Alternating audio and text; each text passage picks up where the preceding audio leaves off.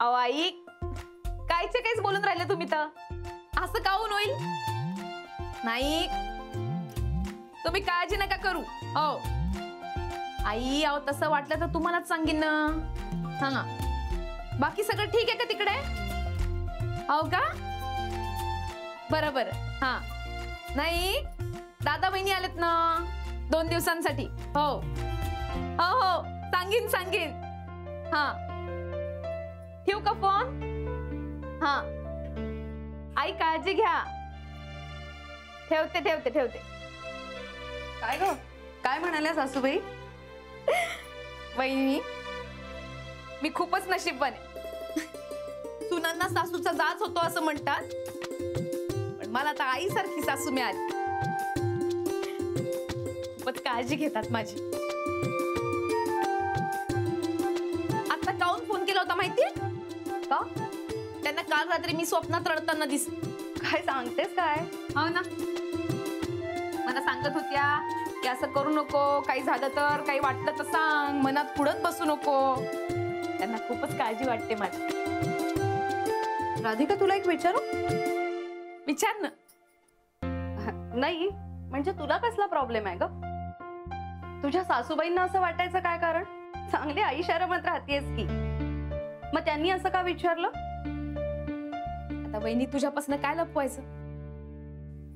मध्ये एकदा हे थोडे रागावले होते माझ्यावर, भांडलेही होते. या पोट्ट्यांनी लगेच आजी आजोबांना फोन केला आणि ते आले ना तडक इथेच. आता ते आले तेव्हा सगळं नीट झालं, म्हणून त्यांना काळजी वाटून राहिली माझी.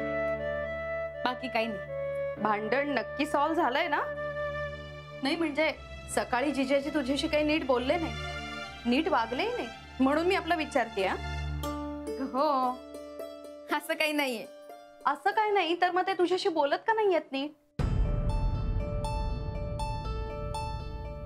हे बघ राधिका, तुझा नवरा लाखात आहे काय ग?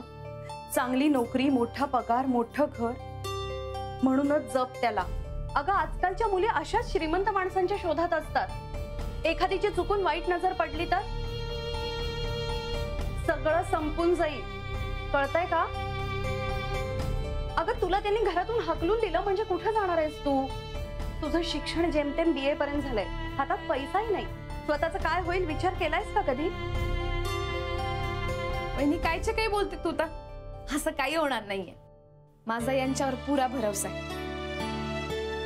ते म्हणतात ना 100% गॅरंटी, तसंच.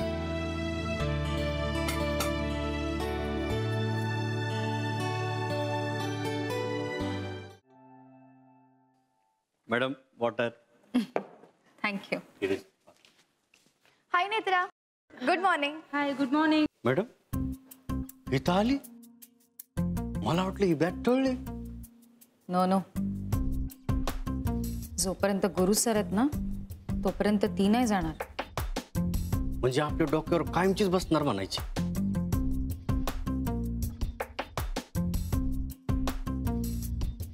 Good morning Jenny. Good morning. Good morning Raghu. Same to you.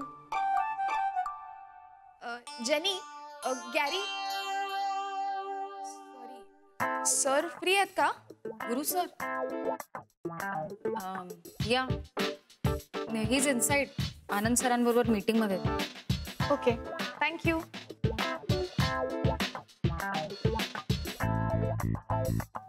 Madam, Gajanan Maharaj शपथ घेऊन सांगा, आज सूर्य पूर्वेकडे उगवला का पश्चिमेकडे? मला काहीच कसं कळणार. ड्रामा, हा सगळा ड्रामा आहे. Hi sir. Good morning sir. Sorry, I know मला थोडा उशीर झाला. नाही, ऍक्च्युली माझी तब्येत ठीक नव्हती ना, म्हणून हाफ डे घेतला होता. खरंच सॉरी, परत नाही होणार. सॉरी, खरंच सॉरी. Yes sir. ठीक आहे.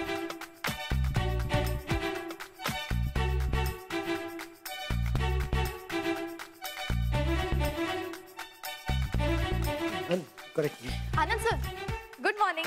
Good morning Narkar. हा गुड मॉर्निंग. काय झालं? गुड मॉर्निंग वगैरे झालं का? अरे मिस्टर आनंद, काय हे काय चाललंय? काय हे भूत असं एकदम सुतासारखं सरळ कसं आलं? काही नाही, सगळी नाटक आहे. ते वो बोलते हैं ना उसे, वो जो चारा खाने जाती है. काय? नहीं नहीं गाय नहीं, वो तो बहुत बड़ी है. ये तो छोटी सी बेचारी जो पहाड़ चढ़ के जाती है.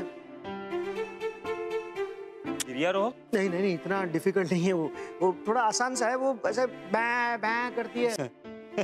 शेळी. हाँ करेक्ट. उसको हिंदी में क्या बोलते हैं? भेड. हाँ करेक्ट. इसको बोलते हैं भेड़ की खाल में भेड़िया. चला आटपा लवकर बायकांनो. अथर्व, सुजय, तिकडे नाटक सुरू होऊन जाईल आणि आपण इथेच राहू. चला लवकर. झालं आहो, माझं झालंय. तुमची बहीणच आवडते अजून. राधिका. दादा बघ कशी दिसून राहिली मी. बाप्पा,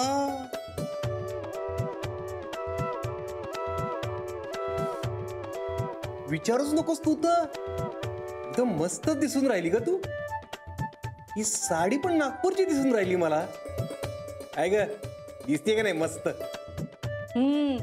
आज गुरुनाथ भाऊजींचं काही खरं नाही बुवा. वहिनी कायचं काहीच बोलून राहिली तू तर. लाजली लाजली. दादा काही म्हण मला, खरंच मस्त दिसून राहिलीस. एकदम आपल्या आईसारखी.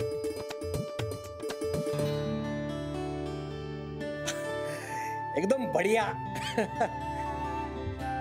दादा पण ही साडी कुठली आठवते का? हो, भाऊबीजेला मला वाटतं राजा भाऊंच्या दुकानातून. नाही, बळकस चौकात ना. तुला सांगते वहिनी, बळकस चौकात 101 साड्या. असं वाटायचं पुरं दुकानच विकत घेऊन घ्यावं. मग एका महिन्याचा पगार बाजूला ठेवला आणि एका भाऊबीजेला घेऊनच टाकली साडी माझ्या बालीसाठी. बास, पुरे झालं तुमचं नागपूरचं कौतुक. बाप्पा, तू काहून जळून राहिली का? आमचं नागपूर आहेच बढिया आणि नागपूरची माणसं त्याहून बढिया. बास बास बास, आता नागपूर मधून जरा इथं या आणि नाटकाला जायचा विचार करा. उशीर होतोय आपल्याला. तुझा नवरा कुठं आहे ग? नाही. राधिका. रेवती नमस्ते. तू कुठे बाहेर चाललेस? हो अग, दादाला नाटकाचे पासेस मिळालेत ना, नाटकाला जाऊन राहील. अरे वा.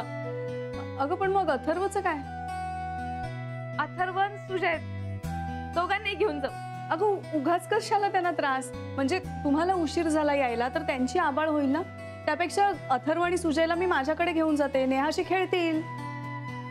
ती अगं तुला काहून त्रास? वा, म्हणजे जेव्हा मी नेहाला तुझ्याकडे सोडून जाते माझं काम होईपर्यंत, तेव्हा तुला त्रास नाही होत? नाही तसं नाही. बरं जा घेऊन. अथर्व, सुजय या रे बाहेर. खेळून राहिले. गुरु नाही आला? काहून नाही येणार? येणार ना. बाले, फोन लाव का गुरुनाथ ना?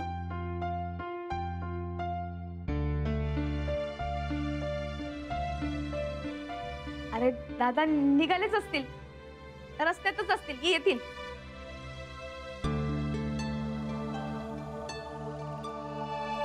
पुरुष जसे प्रेमात पडतात तशी बाई पण प्रेमात पडते.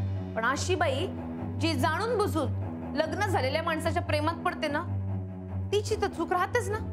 मला असं वाटतं की तुझं माझ्यावर प्रेमच नाही. शनाया, माझं तुझ्यावर खूप प्रेम आहे and you know it right.